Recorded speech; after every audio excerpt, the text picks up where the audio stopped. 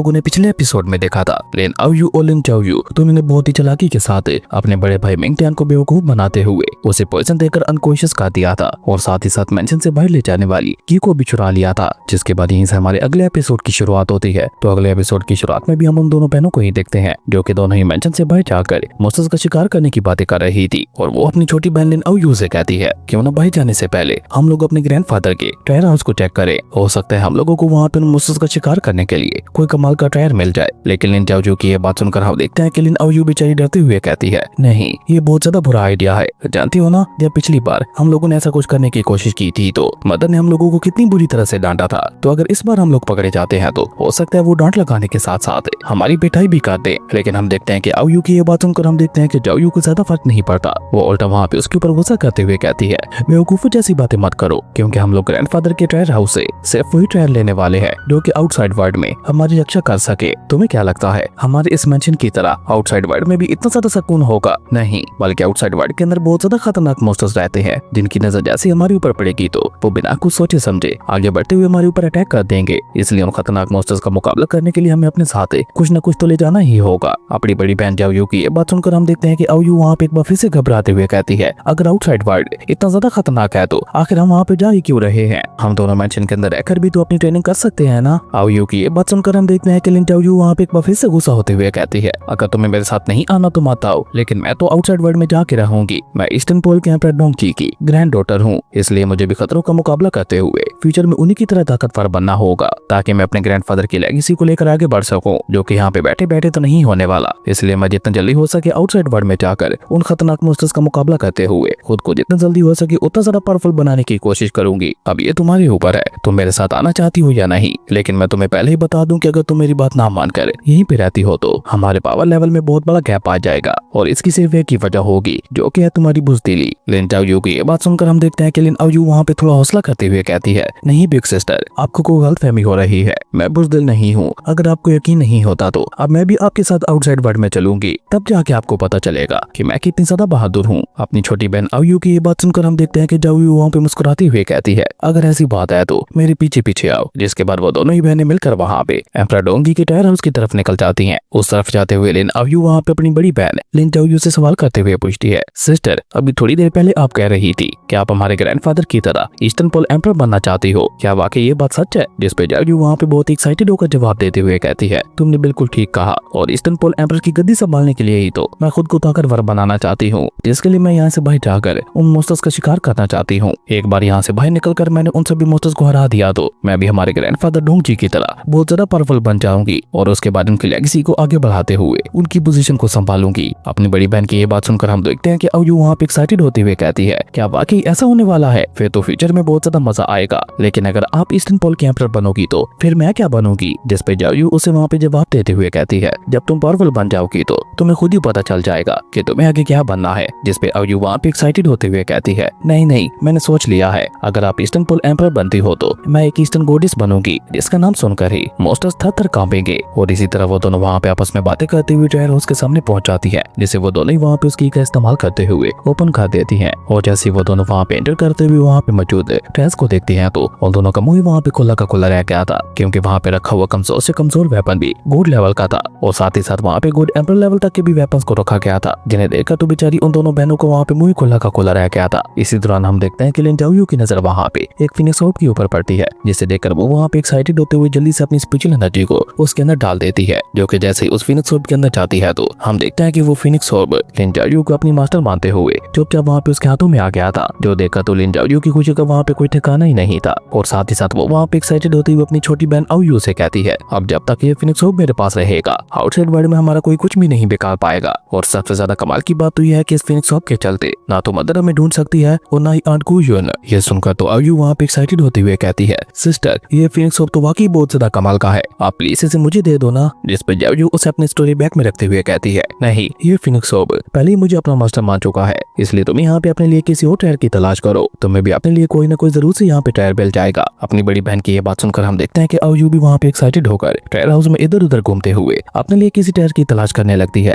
आउयू को वहाँ पे जो भी टायर पसंद आ रहा था वो उसे वहाँ पे अपने स्टोरी बैग में स्टोर करती जा रही थी। इसी दौरान हम देखते हैं कि आउयू को वहाँ पे एक बैटल आर्मर मिलता है, जिसे देखकर वो वहाँ पे एक्साइटेड होते हुए कहती है ये तो ग्रैंडपा का बैटल मेटल आर्मर है जिसे अगर मैं पहन लेती हूँ तो कोई भी मुझे नुकसान नहीं पहुंचा पाएगा। और ये कहकर आऊ यू जल्दी से उसे भी वहाँ पे अपने स्टोरी बैग में रख लेती है। और तब तक पीछे की तरफ हम देखते हैं कि लिन चाओ यू वहाँ पे अपने स्टोरी बैग का इस्तेमाल करते हुए पूरे के पूरे ट्रेड हाउस को वहाँ पे खाली कर चुकी थी। इवन वो तो वहाँ पे रखे हुए झाड़ू तक को भी नहीं छोड़ती, वो उसे भी वहाँ पे अपने स्टोरी बैग के अंदर स्टोर कर लेती है। अब बस वहाँ पे कुछ सोने के सिक्के ही बचे थे जिनमें उन दोनों को वहाँ पे कोई भी इंटरेस्ट नहीं था। कुल मिला के वो दोनों बहनें अनजाने में ही वहाँ पे अपने स्टोरी बैग्स के अंदर इतने सारा पावरफुल ड्रेस को भर लेती है कि उनका इस्तेमाल करके किसी रेलम तक को जीता जा सकता था। तभी आऊ यू भागकर वहाँ पे अपनी बड़ी बहन जाओ के पास आते हुए कहती है, सिस्टर हम दोनों ने मिलकर तो यहाँ पे पूरे के पूरे ट्रेड हाउस को ही खाली कर दिया, कहीं ऐसा न होना कि ग्रैंडपा को हमारी इस हरकत की वजह से हमारे ऊपर गुस्सा आ जाए। आऊ यू की ये बात सुनकर हम देखते हैं कि जाओ यू भी वहाँ पे एक पल के लिए घबरा जाती है, लेकिन इसी दौरान उसकी नजर वहाँ पे पिलर के पीछे पड़ी हुई कुछ बुक्स के ऊपर पड़ती है जिन्हें देखकर वो वहाँ पे एक्साइटेड होते हुए आऊ यू से कहती है, वो देखो मुझे लगता है वो कल्टीवेशन टेक्निक वाली बुक्स है जो कि हमें और भी ज्यादा स्ट्रॉन्ग बनाने में हमारी काफी ज्यादा काम आ सकती है। और ये कहकर वो दोनों वहाँ पे जब जाकर उन बुक्स को चेक करती हैं तो उन दोनों को जानने को मिलता है कि ये तो फीमेल कल्टीवेशन वाली बुक्स थी। इसलिए आऊ यू वहाँ पे हैरान होते हुए कहती है, आखिर हमारे ग्रैंडपा ने फीमेल कल्टीवेशन वाली बुक्स को यहाँ पे स्टोर क्यों कर रखा है। जिस पे जाओ यू वहाँ पे उसकी बात को बीच में काटते हुए कहती है, बेवकूफ कहेंगी, क्या तुम्हें अभी तक भी समझ नहीं आया, हमारे ग्रैंडपा भी यही चाहते हैं कि हम दोनों यहाँ से बाहर जाकर खुद को और ज्यादा ताकतवर बनाए, इसलिए उन्होंने पहले से इस सब के बारे में सोचकर हमारे लिए इन कल्टीवेशन बुक्स को यहाँ पे रख दिया होगा। चलो अब बहुत ज्यादा देर ना करते हुए आउटसाइड वर्ल्ड की तरफ निकलते हैं। और ये कहकर वो दोनों जल्दी से वहाँ पे टेलीपोर्टेशन पोर्टल के पास पहुंच जाती है, जहाँ पे वो दोनों एक बार फिर से उसी की का इस्तेमाल करते हुए एक वॉइड गेट को ओपन करके बिना कुछ सोचे समझे आउटसाइड वर्ल्ड की तरफ निकल जाती हैं। इसी दौरान हम देखते हैं कि मैंग जिसकी हालत वहाँ पे बहुत ज्यादा खराब थी, उसे वहाँ पे होश आ चुका था, जिसे जैसे वहाँ पे होश आता है तो उसे वहाँ पे सारी बात समझ आ जाती है। इसलिए वो वहाँ पे बिना कुछ सोचे समझे जल्दी से पोर्टल गेट की तरफ आगे बढ़ता है, लेकिन उसके पहुंचने तक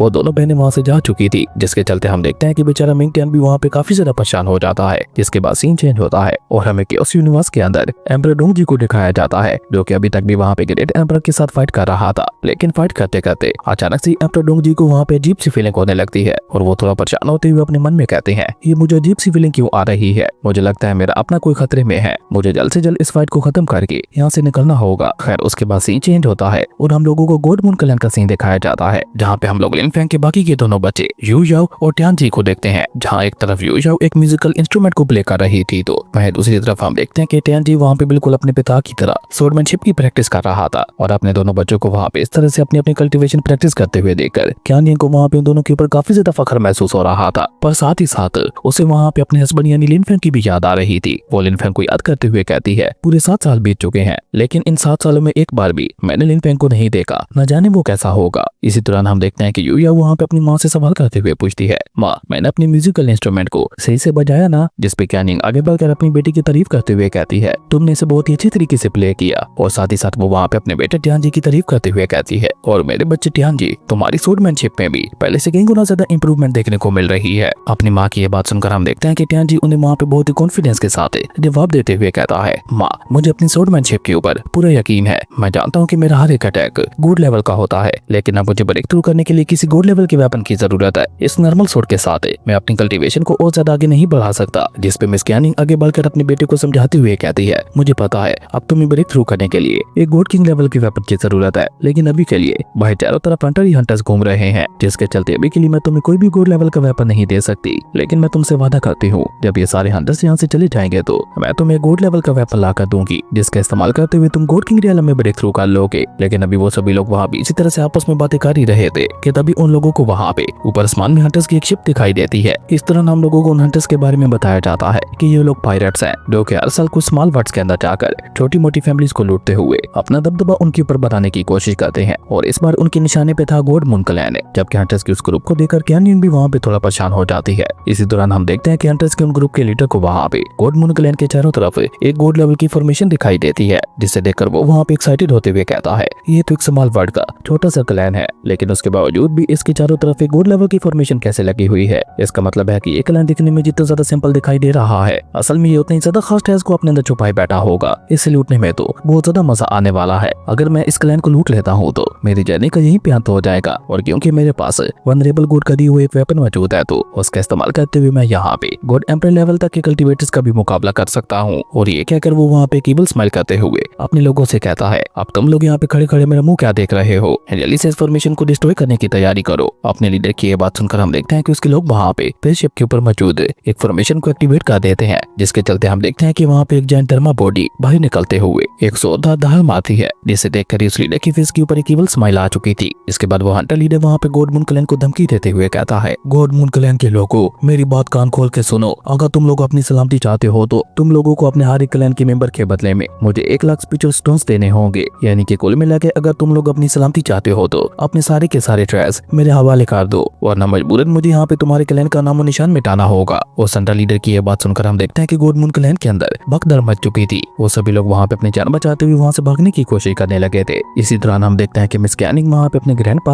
और टियान जी के साथ वहाँ पे पहुंच जाती है और वो मुस्कुराते हुए अपने ग्रैंडपा से कहती है, ग्रैंडपा, आप पिछले 7 सालों से लगातार अपनी कल्टीवेशन को रिकवर करने की कोशिश कर रहे हो, तो आज यहाँ पे आपकी ताकत दिखाने का समय आ चुका है। आपको यहाँ पे पीछे ही रुककर इस कोड फॉर्मेशन को संभालना होगा, जबकि इन सारे हंटर्स को आप मेरे ऊपर छोड़ दीजिए। और ये कहकर मिस कैनिंग वहाँ पे आगे बढ़कर उन लोगों को धमकी देते हुए कहती है, हमारा गोड मून क्लैन कोई मामूली क्लैन नहीं है, इसे कमजोर समझने की गलती मत करना। अगर तुम लोग यहाँ से अगले 5 मिनटों के अंदर अंदर यहाँ से दफा नहीं हो गए तो मैं एक एक करके तुम सभी को यहाँ पे खत्म कर दूंगी। मिस कैनिंग की बात सुनकर हम देखते हैं कि शिप के ऊपर मौजूद एक ओल्ड एल्डर अपने लीडर से कहता है, हंटर लीडर, मेरे ख्याल से ये लड़की बहुत ज्यादा ताकतवर है और हमें इसकी बात मानकर यहाँ से चले जाना चाहिए। उस एल्डर की ये बात सुनकर हम देखते हैं कि लीडर वहाँ पे गुस्सा होते हुए कहता है, अपनी बकवास बंद करो। पिछले हजारों सालों से हम लोग इसी तरह से स्मॉल बर्ड्स के अंदर जाकर छोटे मोटे क्लैंस को लूटते हुए आ रहे हैं, तो अब इस छोटे से क्लैन के लिए मैं अपने रूल्स को नहीं बदलने वाला। और ये कहकर वो वहाँ पे अपनी धर्मा बॉडी को उनके ऊपर अटैक करने के लिए कह देता है, जिसके बाद हम देखते हैं कि वो धर्मा बॉडी वहाँ पे बहुत ही तेजी के साथ उस कोड फॉर्मेशन के ऊपर अटैक करने के लिए आगे बढ़ती है। जबकि नीचे की तरफ हम देखते हैं कि ग्रैंडपा वहाँ पे अपने सोल्जर्स को कंट्रोल करते हुए उन्हें वहाँ पे कोड फॉर्मेशन को संभालने की जिम्मेदारी सौंप देते हैं, जो कि सभी मिलकर वहाँ पे कोड फॉर्मेशन की ताकत को और भी ज्यादा बढ़ा चुके थे। इसलिए जैसे ही वो धर्मा बॉडी जाकर उस कोड फॉर्मेशन के साथ टकराती है तो उसे वहाँ पे एक झटका लगता है, जिसके चलते वो वहाँ पे बहुत ही तेजी के साथ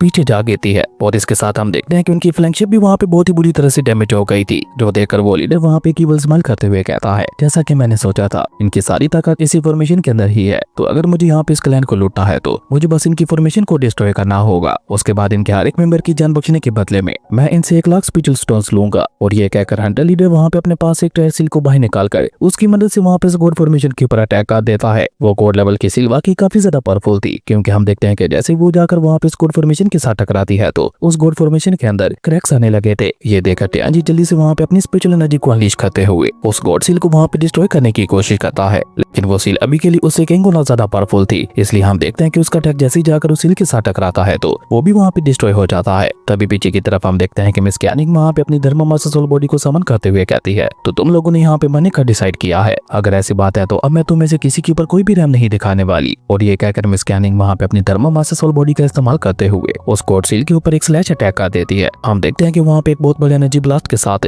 वो सील वहाँ पे पूरी तरह से डिस्ट्रॉय हो जाती है, जो देखकर हंटर का वो लीडर वहाँ पे परेशान होते हुए कहता है, इस लड़की के हाथ में जो सोर्ड है वो तो एक गॉड एम्परर लेवल की सोर्ड है। मैंने वाकई में इस क्लैन को अंडर एस्टिमेट करके बहुत बड़ी गलती कर दी। और उस लीडर कैसा कहते हैं, हमारे ये कमाल का एपिसोड यहीं पे खत्म हो गया था। दोस्तों, पूरे 7 सालों के बाद लिन फेंग की एंट्री अभी तक भी नहीं हो पाई। आपको क्या लगता है लिन फेंग इन 7 सालों में कल्टीवेट करते हुए कौन से लेवल पे पहुंच गया होगा, और 7 सालों बाद उसकी एंट्री कैसी होगी? कमेंट करके जरूर बताइएगा। अगर आप लोगों को ये वीडियो अच्छी लगी तो लाइक कर दें, और अगर चैनल पे नए आए हो तो सब्सक्राइब करते जाना। तो मिलता है एक न्यू वीडियो में, तब तक के लिए बाय।